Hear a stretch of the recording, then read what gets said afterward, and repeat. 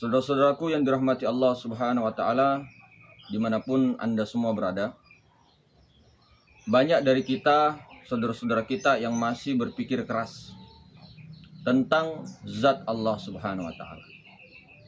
Banyak dan tidak sedikit dari kita, mayoritas umat di dunia, tidak meyakini bahwa zat wajibal wujud itu bisa dilihat dengan mata hati, kolbu, sanubari, tembus ke nurani, kemudian menembus daripada sir.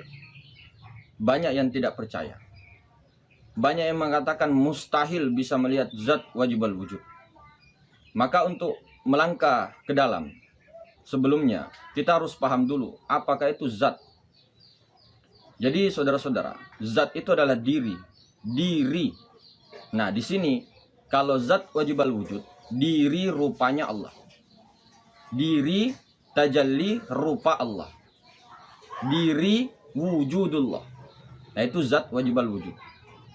Kalau zat yang sebenarnya, zat mutlak. Mutlak itu zat yang sebenar-benarnya diri.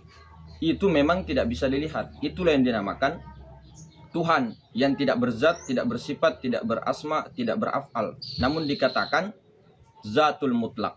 Zat yang sebenar-benarnya ada. Yang sebenar-benarnya tidak bisa menampakkan dirinya kepada tajallinya. Karena kenapa? Bukannya tidak bisa. Akan tetapi tidak ada yang mampu menampung daripada zat Allah Subhanahu wa Ta'ala. Jadi pahami dulu mana zat wajibal wujud, mana zat mutlak yang sebenar-benarnya. Nah, kemudian di tengah-tengah daripada itu, itulah zat maha suci. Nah, kita uraikan di sini, kita kupas lebih mendalam lagi, saudara. Akan tetapi pahami ini dengan kolbumu, dengan sirmu, jangan dengan pikiran, keilmuan semua dibuang dulu sementara, ditanggalkan sementara. Sementara jika memang ingin masuk pemahaman itu, tentunya gelas setengah itu nggak bakal bisa masuk kalau tidak mengosongkan semua apa yang ada sementara di wilayah ma'rifatullah. Maka saudara-saudaraku yang dirahmati Allah Subhanahu wa Ta'ala, dengan adanya tadi mengatakan mustahil bisa melihat zat wajibal wujud, sebenarnya tidak ada yang mustahil. Kenapa? Kita ini saja yang belum sampai ilmunya. Maksudnya Allah Ta'ala belum memberikan kepahaman, belum memberikan betul-betul penjelasan ataupun rasa kesadaran yang mutlak kepada diri kita. Maka kita tidak paham-paham. Makanya dari itu, bukanlah kita sendiri yang berjalan. Ini contoh pertama. Banyak yang terjebak. Bukan kita yang berkhulwat. Bukan kita yang mencari Allah. Akan tetapi Allah Ta'ala sendiri yang menggerakkan, yang memperjalankan hambanya. Hambanya itu ya dia, Muhammad. Hambanya itu ya Muhammad. Muhammad itu tiada lain daripada Allah Ta'ala. Tapi jangan dikatakan Muhammad itu Allah. Paham? Karena Muhammad ini sifat. Muhammad ini rupa diri zat. Rupa zat. Paham? Nah, sampai di situ, ketika ingin melangkah, sudah mengetahui tadi, kita bongkar. Zat maha suci itu adalah yang maha ruang ini. Nah, kalau zat mutlaknya, perhatikan, zat maha suci ini maha ruang. Ya, di balik ruh semesta alam ini ada maha ruang. Di WC ada, kamar mandi ada, di Mekah ada, di Palestina ada, di semua ada, di negara-negara semua ada. Nah, ini zat maha suci. Ya. Bahkan alam semesta ini kecil di depan zat maha suci. Nah, inilah maha ruang, zat Allah yang maha suci. Kalau zat mutlak, di baliknya, paham? Di baliknya zat maha suci. Maksudnya bagaimana? Ini kan zat maha suci. Apa ini? Apa ini mau disebut? Kosong. Nah, kosong. Tidak ada apa-apa. Makanya itu saya bilang tadi, tidak mungkin dan tidak bakalan Allah Ta'ala menampakkan zat yang mutlak itu. Zat mutlak itu di balik kosong ini loh. Di balik kosong ada kosong, di balik kosong ada dirinya, di balik kosong. Nah, itu tidak bakalan nampak selama-lamanya sampai di akhir. zatul mutlak. Zatnya Allah Ta'ala yang sebenar-benarnya zat. Walaupun dikatakan Tuhan tidak berzat, tapi di sini yang dikatakan makomnya kunizat, yang tidak bisa dicapai. Tidak ada satu makhluk pun yang bisa mencapai itu. Nah, sudah paham. Kenapa tidak bisa dilihat? Karena memang itu zat mutlak, tidak akan pernah bisa. Nah, itu. Tapi kalau zat wajibal wujud, nah ini. Ini zat maha suci. Ya. Apakah yang dimaksud zat wajibal wujud? Ini zatnya wajib wujud. Jadi zat yang maha suci ini ya ingin dikenal. Makanya dia menjadikan makhluk. Nah, kelihatannya makhluk dari kholik ke makhluk. Yang dimaksud kholik di sini adalah zat yang maha suci. Inilah yang bernama Allah. Jadi zat Allah ini ingin mengenal, ingin dikenal. Ya. Dia mentajallikan hembusannya yaitu Muhammad, Ahmad, Nur Muhammad. Nah, itulah Nur Muhammad inilah yang dikatakan zat wajibal wujud. Zat maha suci yang wajib wujud. Wujudnya kepada Muhammad. Muhammad ini rupanya zat. Rupanya zat maha suci. Muhammad ini, Nur Muhammad ini rupa dari zat maha suci. Jadi Nur Muhammad ini rupanya zat maha suci. Tajallinya, wujudnya zat maha suci. Karena zat maha suci tidak bisa dikenal, tidak bisa dilihat, ya. Tidak ada apa-apa, tidak ada barang apa-apa di situ, maka dia mentajallikan dirinya ke Nur Muhammad. Nur Muhammad inilah rupa zat. Inilah yang dikatakan zat wajibal wujud. Terus bagaimana? Sementara Nur Muhammad ini saja masih laisah. Apa itu Nur Muhammad? Ruh semesta alam. Ruh. Paham? Ruh. Si hayat. Si hayun yang mana? Zat maha suci. Mentajalikan dirinya menjadi zat hayat. Zat namun zat sifat. Karena sudah bercampur. Zat dengan sifat. Bukan bersatu. Tapi tiada bercampur sebenarnya. Maksudnya di sini seperti minyak dengan air. Nah, zat sifat. Zat hayat. Nah, paham kan? Nanti zat yang maha suci mentajalikan menjadi rupa diri zatnya. Zat wajibal wujud kepada Nur Muhammad. Lalu bagaimana caranya melihat zat wajibal wujud? Makanya kita sering ulang-ulang. Bahwa Nur Muhammad ini telah nyata. Dari sekian martabat ahadiyah sampai martabat insan, inilah kenyataan Muhammad. Pada martabat insan kamil, martabat yang ketujuh, yang terakhir, kesempurnaan dari segala martabat. Untuk apa? Karena ingin dikenal. Ini loh, zat maha suci ingin dikenal, mentajallikan dirinya menjadi zat wajibal wujud, nyata kepada Nur Muhammad. Nah, Nur Muhammad ini masih laisa ruh, karena masih berupa zat, berupa ruh. Ruhnya daripada zat yang maha suci tadi, hembusannya. Ketika dia ingin dikenal lagi, wujud lagi dia kepada alam semesta. Wujud sempurna kepada diri. Yang mana? Dari ujung rambut sampai ujung kaki. Itulah zat wajibal wujud. Bukan berarti ini Allah. Pahamkah tidak ini? Allah itu, itulah ismu zat. Nama daripada zat. Domirnya kepada zat. Yang mana? Yang maha suci. Inilah yang disebut Allah. Akan tetapi jika ingin melihat Allah, lihat wujudnya Allah. Wujud Allah bukan Allah. Bagaimana cara melihat wujud Allah? Zat yang maha suci ya mentajallikan menjadi Nur Muhammad. Bertajalli ke Nur Muhammad. Jadi jika ingin melihat Allah zat yang maha suci ini yang tidak kelihatan, yang kosong tak terbatas ini, lihat pada Muhammad, rupa zat. Nah, rupa zat ini Nur Muhammad ini belum kelihatan, masih laisa. Dia menzohirkan dirinya, dia menzohirkan dirinya nyata kepada insan. Tidak usah disambat, tidak perlu disebut. Makanya di sini makomnya diam, la sautin wala harfun. Tapi untuk pertama kali jangan langsung mengatakan jika tidak paham ilmunya. Jangan langsung mengatakan baik dalam hati, apalagi zohir, mengatakan aku Allah. Ini semua Allah. Salah. Karena dia tidak paham asal mula kejadian. Awal mula yang dijadikan Allah Ta'ala. Belum paham langsung menunjuk. Itu salah. Itu tertahan di muhaddath. Dia melihat alamnya. Sementara orang-orang arif, orang-orang yang berkedudukan didudukkan di pada makrifat, dikenalkan zat Allah, dikenalkan sifatnya, asmanya dan afalnya, dia sudah mi'raj. Kesadarannya tuh mi'raj. Sudah mengetahui asal usul kejadian. Sudah mengetahui diri sebenar-benarnya diri. Nah, baru dia turun. Nah, kan. Tidak kita serta-merta langsung melihat alam, oh alam ini Allah. Wah, ini yang bahaya. Karena dia tertahan di alam semesta. Dia tertahan di muhaddas. Sementara orang-orang arif, orang-orang arif itu dia mi'raj. Dia mi'raj, dia mengetahui, dia ditarik oleh Allah Subhanahu wa taala. Dia diperjalankan oleh Allah. Nah, makanya di sini mustahil katanya bisa melihat zat wajibal wujud. Kalau sudah paham wilayah ini tadi, ini dipahami dulu ya. Kalau sudah paham, apakah tidak melihat zat wajibal wujud? Cuma jangan disambat, jangan ditunjuk dari ujung kaki sampai penjuru rambut nih. Jangan terpaku kepada rupa-rupanya, bentuk-bentuknya. Tembuskan kepada zat yang maha suci, ya kan? Semua apa-apa ini adalah semua daripada kosong. Yang kosong ini ingin dikenal. Jadilah dia titik ruh semesta alam, yaitu Nur Muhammad. Nur Muhammad titik ini belum bisa disebut. Maksudnya belum bisa, apa mau disebut kalau titik?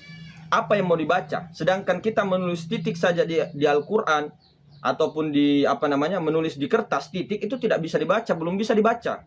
Makanya dia zohirkan menjadi huruf alif, ba, ta, sa, berbagai rupa. Jadi ketika melihat huruf ya, kita ke huruf alif. Melihat huruf ba, kita semua ke huruf alif. Melihat huruf ta, ke huruf alif dulu. Iya kan? Dari melihat huruf alif, kita seolah-olah melihat titik. Melihat titik, ya, seolah-olah tidak ada apa-apa. Jadi begitu juga, bukan tertahan di bentuknya. Paham? Tapi jika mau melihat Allah, zat yang maha suci, yang kosong ini, lihatlah pada Muhammad. Muhammad yang titik itu, ruh semesta alam, belum bisa nampak, belum bisa dilihat dengan jelas, maka dia bertajalli kepada alif. Jika ingin melihat Allah, lihat Muhammad, lihat wujudnya. Nah, wujud Allah itu pada Muhammad. Jika ingin melihat Muhammad, lihat pada dirimu yang sempurna zat sifat asma af'al. Wujud Allah pada Muhammad, wujud Muhammad pada insan. Paham? Apa tidak jelas zat wajibal wujud?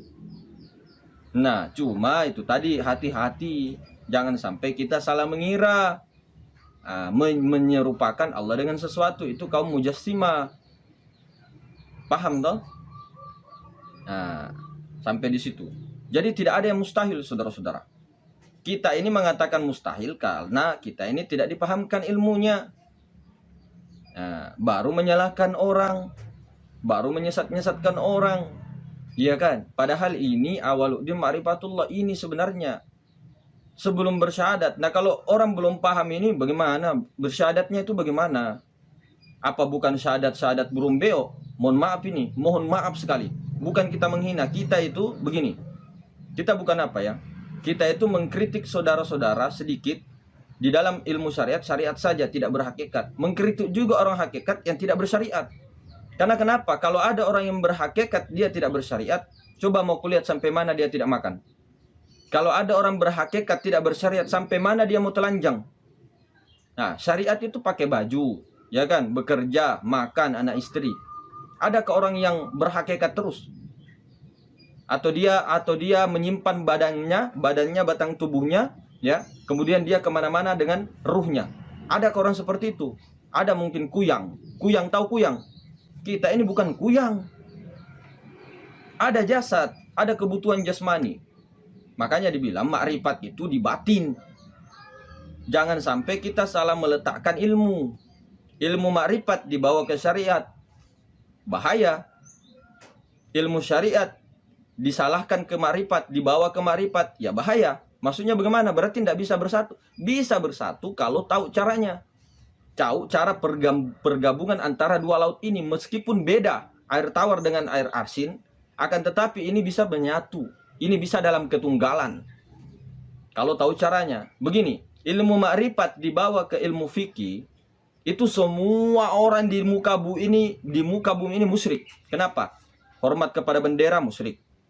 Makan obat musyrik. Ke dokter musyrik. Ya kan? Kalau tidak paham ilmunya. Kalau orang yang paham ilmunya, dia paham makrifat, dia paham syariat, dia mengatakan begini, meskipun kita hormat kepada bendera, cium tangan kepada orang tua, sungkeman, kemudian kita itu makan ya untuk kemudian minum obat. Tapi hatinya tidak mempercayai daripada obat itu. Hatinya tidak menyembah kepada bendera. Hatinya tidak menyembah kepada orang tuanya yang dia cium tangannya. Apa bedanya dengan umat Islam juga sekarang? Misal, kita menghadap tembok, ya kan? Kemudian kita ke kiblatnya ada di Ka'bah. Ka'bah ini apa? Batu kan? Batu. Nah, kalau kita tertahan di Ka'bah itu musyrik. Makanya ilmu makrifat dihujah ke syariat berbahaya kalau tidak tahu caranya. Ilmu syariat juga ke makrifat, ya beleng-beleng nanti. Kata Ustadz siapa itu Dasat Latif, beleng-beleng. Nah, beleng-beleng kita punya ini pemahaman.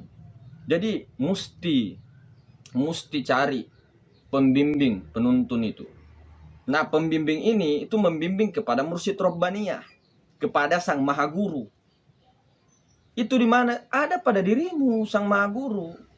Itulah yang mengajari kamu dari bayi sampai cuma kamu ndak paham di situ. Dari bayi. Anak bayi kelaparan mengisap jempolnya, ya kan? Sampai dewasa itu tidak paham kita di situ. Makanya disinilah untuk bagaimana kita ini kembali seperti fitrah, dalam keadaan fitrah, dalam keadaan bayi. Nah, makanya kenapa orang tua kita dahulu selalu mengajarkan belajar sama anak bayi. Ya kan? Belajar sama orang gila, belajar sama orang mati. Nah, ada hikmah besar di situ, saudara-saudara. Maka inilah tadi, ya. Jangan kita salah menempatkan, kemudian kita belum terjun ke dalam, lalu kita menyesatkan. Inilah yang menjadi penyesatan di mana-mana. Inilah yang menjadi fitnah di mana-mana. Dan inilah yang menjadi umat manusia saling berperang, saling bentrok. Macam-macam saling bentroknya, ada karena uang, ada karena tanah, ya kan? Ada karena jabatan, ada karena agama juga, lebih konyol. Sesama manusia memperdebatkan ini saya benar, ini benar, itu sesat. Untuk apa?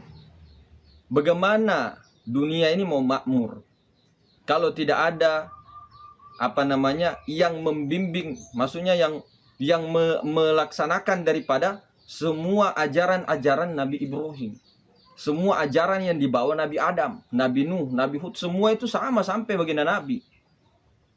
Nah, tidak beda.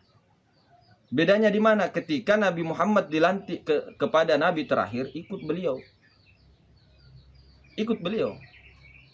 Tanpa menyalahkan Pak Presiden Soeharto, Pak Presiden Soekarno, Pak Habibie, Bu Megawati, semuanya, Pak SBY dan sebagainya.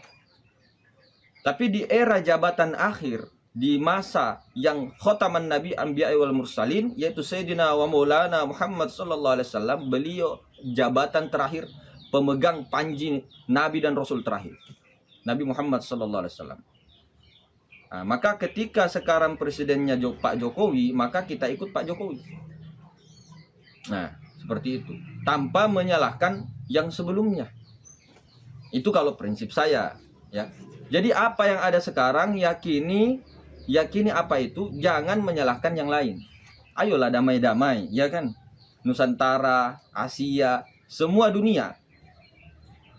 Berani pertegas, semua dunia jika mengamalkan ajaran spiritual tauhid seperti ini, dengan syariat yang berbeda-beda, dengan pendapat yang berbeda-beda, ini pasti akan damai, saudara-saudara. Tidak ada perang. Sebenarnya loh ya, kalau mengamalkan rata dia mengamalkan dengan keyakinan yang berbeda, dengan syariat yang berbeda misalnya, meskipun berbeda, tapi dalam spiritual yang sama, kemanunggalan, ya, ketunggalan, keesaan itu, ketuhanan yang Maha Esa, maka tidak ada lagi namanya cekcok sebenarnya. Tapi itu kan akan terjadi di akhir zaman kelak, ya. Itu akan terjadi beberapa tahun, 7, 8 apa 9 tahun itu. Dan itu hanya tidak bertahan itu karena memang begini, memang Allah Ta'ala mau membuat permainan dunia yang fana ini. Allah Ta'ala ingin bermain-main dengan dirinya sendiri. Allah Ta'ala ingin dipuji, Allah Ta'ala ingin dikenal. Yang dikenal ini, yang kenal ini adalah dirinya sendiri. Yang Nur Muhammad itu melihat daripada dirinya. Karena Allah ini ingin melihat dirinya di luar dirinya, maka dia mentajalikan dirinya dan bermain-main di dunia yang fana ini. Bukan berarti Allah begini, makanya jangan disalahpahami saudara-saudaraku. Makanya itu, orang yang sudah begini, syahadatnya benar. Secara syariat benar, secara hakikat benar. Asyhadu an la ilaha illallah Muhammad. Muhammad itu siapa tadi? Muhammad itu adalah diri tajalli daripada Allah. Muhammad itu sebenarnya adalah diri zat maha suci yang sudah bertajalli menjadi zat wajibal wujud. Muhammad menyatakan bahwa aku ini daripada Allah. Aku ini tiada lain daripada Allah. Batinnya Allah, batinnya Muhammad itulah Allah. Jadi makanya kita bersaksi asyhadu an la ilaha illallah, diri zahir menyaksikan yang batin. Nah, kemudian wa asyhadu anna Muhammadar Rasulullah, diri batin yaitu Allah menyatakan dirinya aku telah nyata kepada Muhammad. Apa tidak menyaksikan? Saya ulang. Muhammad. Nah, tapi untuk bersyahadat, hilangkan dulu si Adam. Hilangkan dulu rasa-rasa Adam, si iblis. Bukan Nabi Adam. Jasad Adam. Bukan jasadnya yang dihilangkan, rasanya. Rasa berjasad Adam, paham? Jadikan tubuh ini Nur Muhammad. Makanya selalu diulang-ulang. Jadikan tubuh Nur Muhammad. Nyawanya Nur Muhammad adalah Allah Ta'ala. Itulah zat maha suci, zat maha ruang. Nah, tadi di penciptaan awal, kejadian awal. Zat maha suci yang kosong mentajallikan dirinya Nur Muhammad. Ya tak? Nah, otomatis Nur Muhammad ini nyawanya itu ya zat maha suci, zat maha ruang. Karena zat wajibal wujud yang Nur Muhammad ini berada pada zat maha ruang. Zat yang maha suci yang kosong ini, yang titik ini di dalamnya kosong. Nah, kemudian dari titik ini bernyata dia kepada alif. Nah, alif dengan titik ini satu. Ini alif ini adalah titik yang bertajalli. Nur Muhammad, alam semesta ini adalah Nur Muhammad juga, tiada lain daripada Nur Muhammad. Karena Nur Muhammad belum bisa bernyata, masih goib. Kemudian dia bernyata kepada alif, bernyata kepada alam semesta dan seluruh isinya, sempurna kepada insan. Jadi batinnya Muhammad itulah Allah. Nah, setelah menjadikan diri zohir itu Muhammad, diri batin otomatis Allah. Bersaksilah diri zohir, bersaksi tiada yang nyata melainkan Allah. Aku ini daripada Allah. Diri zohir menyatakan daripada diri yang batin. Aku ini dari diri yang batin, diri yang maha ruang, tajallinya, paham? Kemudian diri yang maha ruang mengatakan aku itu telah nyata. Jangan Tuhan goib terus. Tuhan memang maha goib, maha laisa. Tapi dia telah laisa kepada, dia goib kepada, bernyata kepada Allah, zat maha ruang. Nah, Allah ini laisa goib kepada Muhammad. Nah, Muhammad ini goib kepada seluruh alam semesta dan sempurna kepada insan. Bukan dikatakan ini Allah, ini salah paham ini. Makanya saya bilang otak itu jangan dipakai di sini, pakai rasa, zauq. Di atasnya rasa kesadaran. Nah, disitulah puncak tertinggi Sidratul Muntaha. Orang-orang gampang itu Sidratul Muntaha. Anak-anak SMP di sini, anak-anak SMP, anak-anak SMA itu kalau dipahamkan tentang zat ini, sifat ini, asma ini, dia paham. Tapi kan sebatas paham di akal, tidak mesra dia. Nah, ini yang mau dimesrakan, saudara. Makanya saya selalu bilang mesra. Mesra itu dimusyahadahkan. Nah, sehingga naik dalam kesadaran fana. Fana di situ, fana kepada Nur Muhammad, fana kepada Nur Muhammad. Bukan kita bertuan Nur Muhammad. Kita itu menjadikan semua diri dan alam semesta ini Nur Muhammad. Otomatis yang melihat Nur Muhammad atau di batinnya Muhammad itu Allah Ta'ala yang melihat. Bukan kita. Kalau kita sudah menjadikan, ini bahasa syariat, kalau kita sudah menjadikan diri ini Nur Muhammad, nah yang menyaksikan Nur Muhammad ini siapa? Allah Ta'ala. Bukan kita mengaku Allah, enggak. Pahami dulu saudara-saudara. Ini yang menjadi rancu. Makanya ini harus dibahas tuntas. Sudah terang sebenarnya di YouTube kita kemarin. Makanya seandainya bukan karena tugas daripada itu ya, buat apa bikin konten repot-repot, ya kan? Buat apa sih yang malang ini itu, ya kan? Buat apa? Karena banyaknya yang sekarang di akhir zaman ini menyebar, ya, kita tidak salahkan. Ya, bukan juga kita merasa benar, enggak. Tapi ikutilah kalau memang nuranimu itu tidak bisa membohongi. Bukan ikut saya, si Rahmat, enggak ada. Makanya saya bilang, saya itu bukan mursyid, bukan guru. Karena apa? Ketika panjenengan ikut dengan di grup, ikut di kita, misal di grup, itu panjenengan, Anda, antum, ya, pian, nah bahasanya kamu, engkau itu belajar di sini, aku juga belajar kepada engkau. Sama-sama Nur Muhammad. Apa bedanya? Hanya karena ilmu orang bisa baca kitab, ya kan? Bisa hafal Quran, kemudian dikatakan ini, enggak. Kita sama semua. Apa bedanya? Apakah karena ini itu? Enggak. Makanya tidak ada guru, tidak ada murid, karena kita sama-sama belajar. Meskipun kelihatannya kita menuntun begini-begini, iya, kalau kita tertahan di jasmani, ditahan di Adam, ya kita terhijab. Nah, anggap itu Nur Muhammad, saudara. Anggap itu dirimu. Dirimu itu dirinya Allah, bukan dirimu. Hilangkan itu rasa-rasa dirimu. Ternyata itu rasa dirinya Allah Ta'ala sendiri. Diri sebenarnya diri itulah al-haq. Nah, begitu dipahami. Pelan-pelan ya, saudara-saudaraku.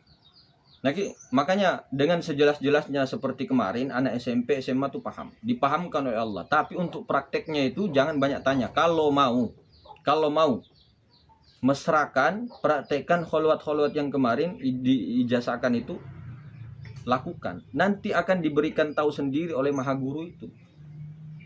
Siapa Maha Guru? Alif. Siapa Alif? Pangeran Cahaya. Siapa Pangeran Cahaya? Nur Zat Allah. Melalui Nur Muhammad, diri sejati, guru sejati, Maha Guru ke guru sejati, ke nurani, ke kolbu sanubari. Oke, mungkin seperti itu saudara-saudaraku. Lebih dan kurangnya dimaafkan. Assalamualaikum warahmatullahi wabarakatuh.